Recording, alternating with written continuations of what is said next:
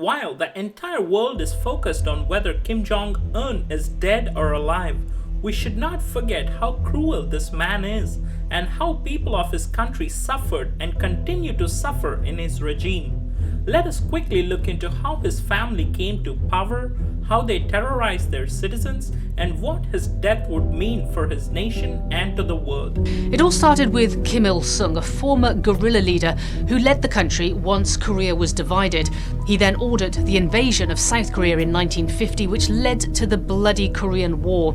He was the architect of Juche, or self-reliance. Known as the Eternal President, Kim Il-sung reigned for 46 years. He died in 1994. His son Kim Jong-il then took over, and almost immediately the country was gripped by a devastating famine. Experts fear that up to 3 million people may have died.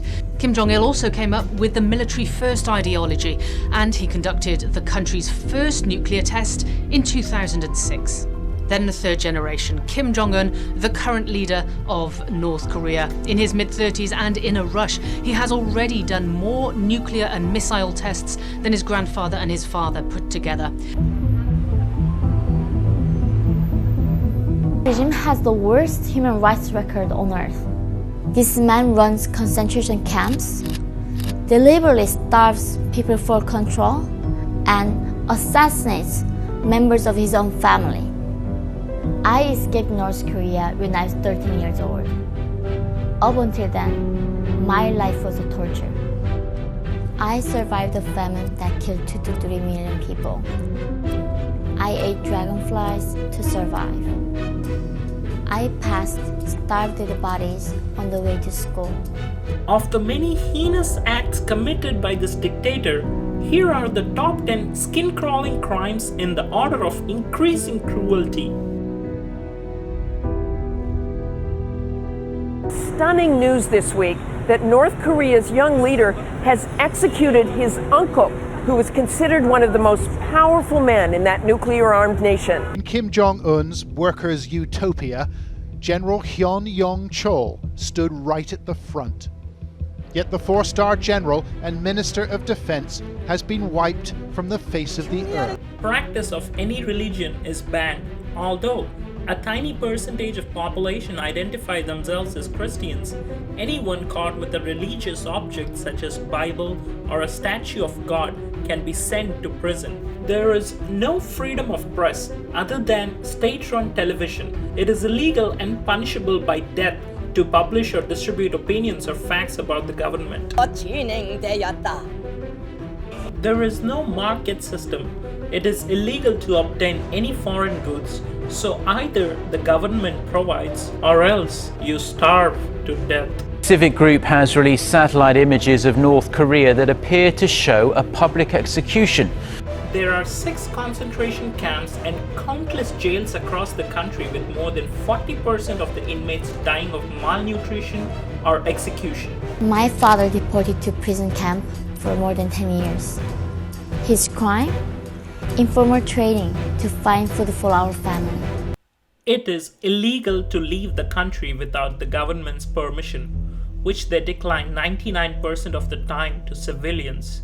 In the south of the country, the border is heavily guarded by the demilitarized zone, and in the north, the Chinese border. Women are abused in unfathomable ways. For example, if a defector who gets pregnant while being abroad, they are forced to have abortion, or their babies are smothered to death after they were born upon repatriation. Women are also stripped naked and beaten alongside men. Because it is a completely closed country with only state-run media, there are only sketches of tortures based on the descriptions by the defectors, and they match 100%. And finally, he continues the notorious punishment established by his grandfather Kim Il-sung, the 3 generations rule, which mandates that any serious crime warrants punishing not just the offender but 3 generations of his or her family. This means is that if your father committed a crime against the state, you and your children must be sent to prison for life. Some defectors explain that this rule, though initially intended for serious crimes, also routinely issued for petty misdemeanors such as pickpocketing or even disrespecting the supreme leader. If there are no next generation kin available, they imprison your relatives.